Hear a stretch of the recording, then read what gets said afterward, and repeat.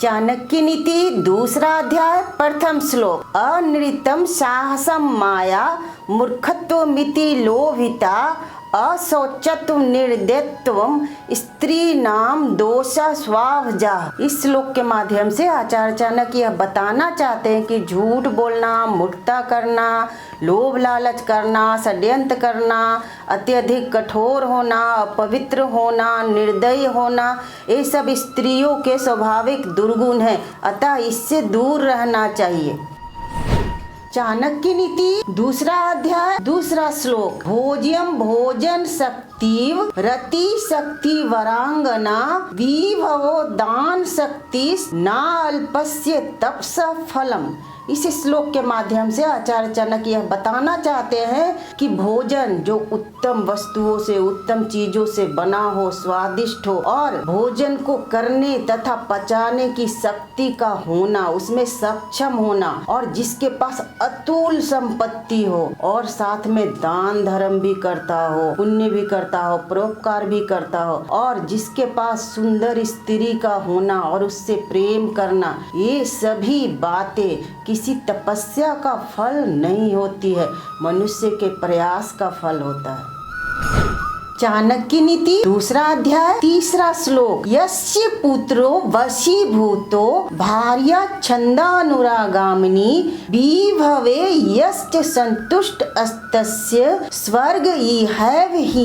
इस श्लोक के माध्यम से आचार्य चाणक्य बताना चाहते हैं कि जिस मनुष्य के पास आज्ञा मानने वाला, बात मानने वाला आज्ञाकारी पुत्र हो और पत्नी ऐसी हो जो बात मानती हो, सामान्य हो और इच्छा अनुसार व्यवहार करती हो और उसके पास जितना धन है उसी में वो संतुष्ट रहता हो, तो उसके समान सुखी मनुष्य धरती पर कोई नहीं है, क्योंकि उसके लिए तो उसका घर परिवार ही स्वर्ग का सुख देता है।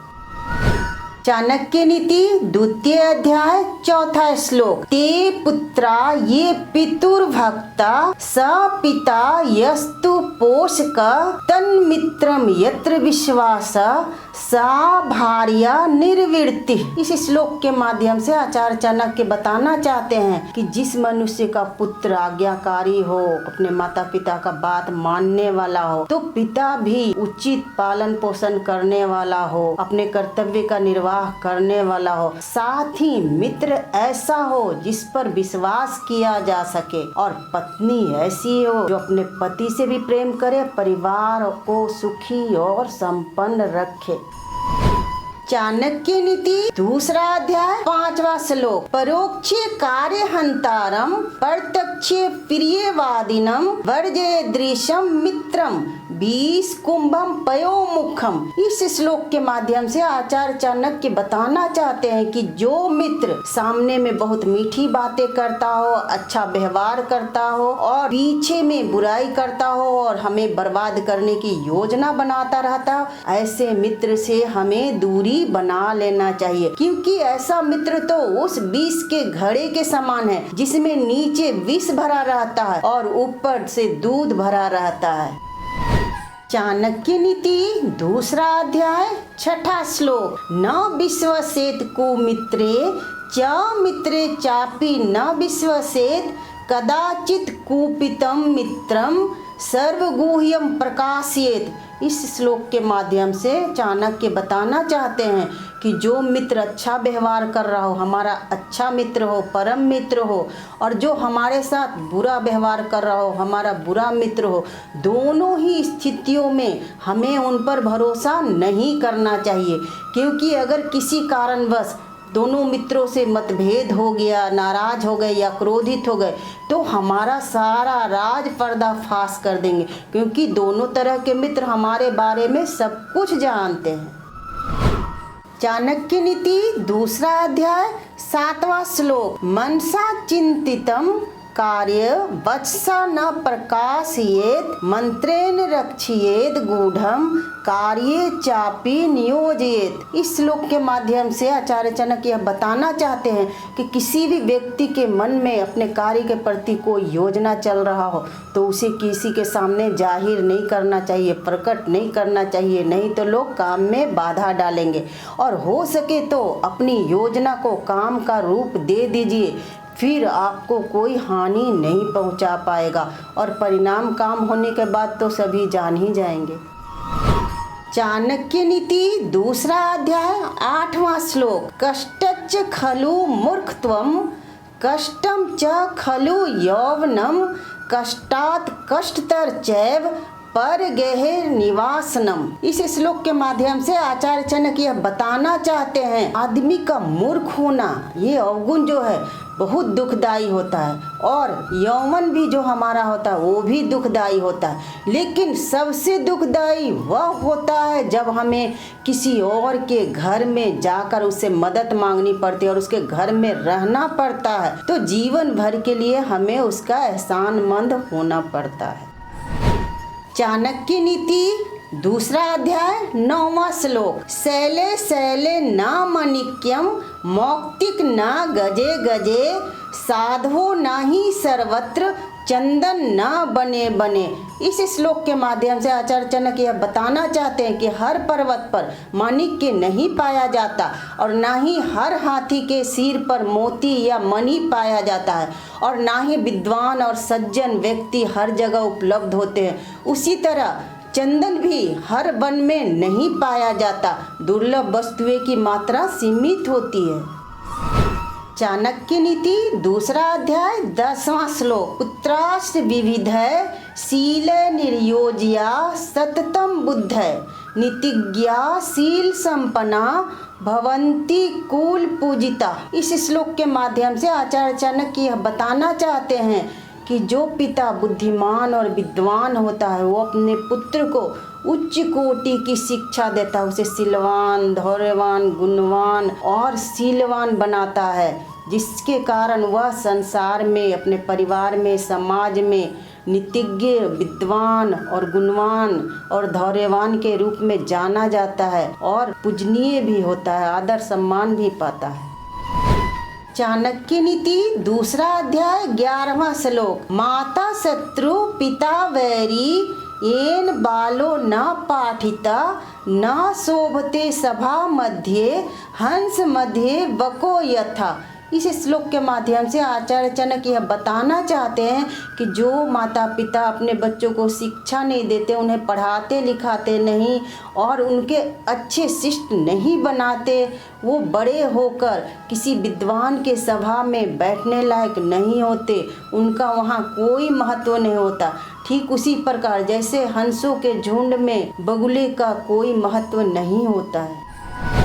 चाणक्य नीति दूसरा अध्याय 12वां श्लोक। लालनाद बहवो दोषा स्ताडनाद बहवो गुणः तस्मात् पुत्रम च शिष्य च ताड मये नतु लालयेत। इस श्लोक के माध्यम से आचार्य चाणक्य यह बताना चाहते हैं कि हमें कभी भी अपनी संतान को, अपने पुत्र पुत्री को आवश्यकता से अधिक लाड़ प्यार नहीं करनी चाहिए, नहीं तो उनकी आदतें बिगड़ जाती है। हमें उन्हें कड़े अनुशासन में रखकर उनका पालन पोषण करना चाहिए और अच्छी शिक्षा देनी चाहिए, जिससे वे शिष्ट बने।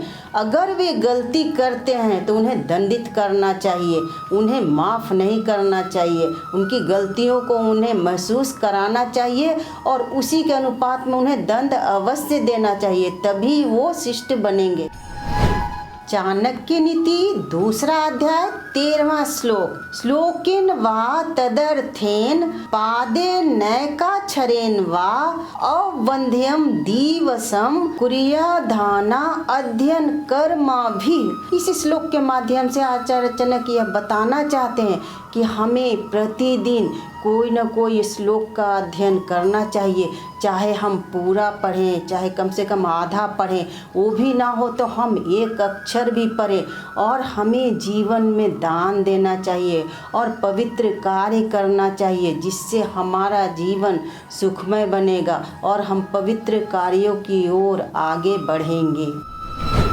चाणक्य नीति दूसरा अध्याय 14वां श्लोक। कांता वियोग स्वजनापमापि ऋणस्य शेषम कुनिर्पस्य सेवा दरिद्र भावो भीष्मा सभा च विनागिनीना ते प्रदहंती कायम। इस श्लोक के माध्यम से आचार्य चाणक्य यह बताना चाहते हैं कि जीवन में स्त्री का वियोग होना यानी उससे अलग हो जाना, अपने ही स्वजनों यानी अपने ही सगे संबंधियों के द्वारा अपमानित होना और अपने सिर पर कर्ज का बोझ रखे रहना और कुयोग्य राजा यानी अयोग्य राजा की सेवा करना तथा निर्धन और गरीबों के समूह के बीच में रहना, ऐसा होता है, महसूस लगता है जैसे बिना अग्नि के ही ये सारी स्थितियां हमारे शरीर को जला डालेगी, नष्ट कर डालेगी।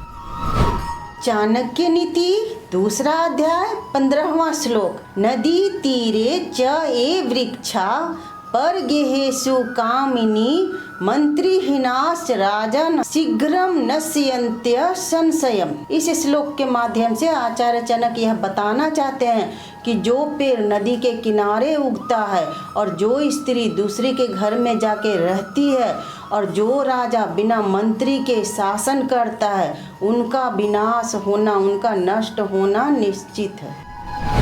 चाणक्य नीति दूसरा अध्याय 16वां श्लोक। बलम विद्या च विप्राणाम राज्ञां सैन्य बलम तथा बलम वित्तश्च वैश्यानाम शूद्रानाम परिचरिका।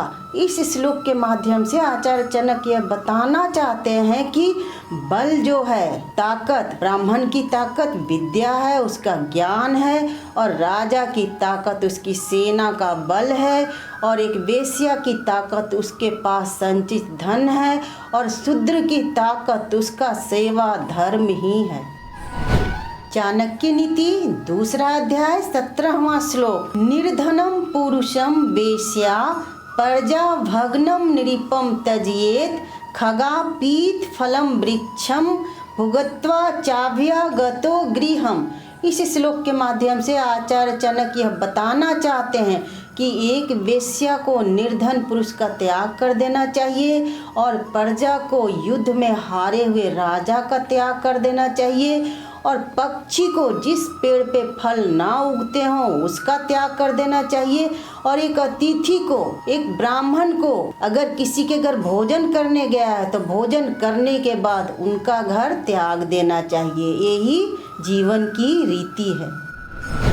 चाणक्य नीति दूसरा अध्याय 18वां श्लोक। गृहीत्वा दक्षिणाम विप्रास्तत्यजन्ति यजमानकम प्राप्त विद्या गुरुम शिष्य दग्धारण्यम मृगा अस्थता। इस श्लोक के माध्यम से आचार्य चाणक्य यह बताना चाहते हैं कि जिस ब्राह्मण को यजमान के घर से दक्षिणा प्राप्त हो जाए तो उस ब्राह्मण को यजमान का घर त्याग देना चाहिए। उसी तरह जिस शिष्य को गुरु से ज्ञान ग्रहण करने का अवसर मिलता है और ग्रहण कर चुका हो उसे गुरु को त्याग देना चाहिए। और उसी तरह जंगल में आग लग गई हो, जंगल नष्ट हो गया हो तो वहाँ रहने वाले पशु और हिरणों को उस जंगल का त्याग कर देना चाहिए। चाणक्य नीति दूसरा अध्याय 19वां श्लोक। दुराचारी दुरादृष्ट दुरावासी च दुर्जनः यन्मय क्रियते पुनभि नरः शीघ्रम विनश्यति। इस श्लोक के माध्यम से आचार्य चाणक्य यह बताना चाहते हैं कि जो मनुष्य दुराचारी है, बुरा व्यवहार करने वाला है, और जो मनुष्य बुरी नज़र रखने वाला है, और साथ ही जो मनुष्य बुरे स्थान में रहने वाले लोगों से मित्रता करता है, उसका शीघ्र ही विनाश हो जाता है।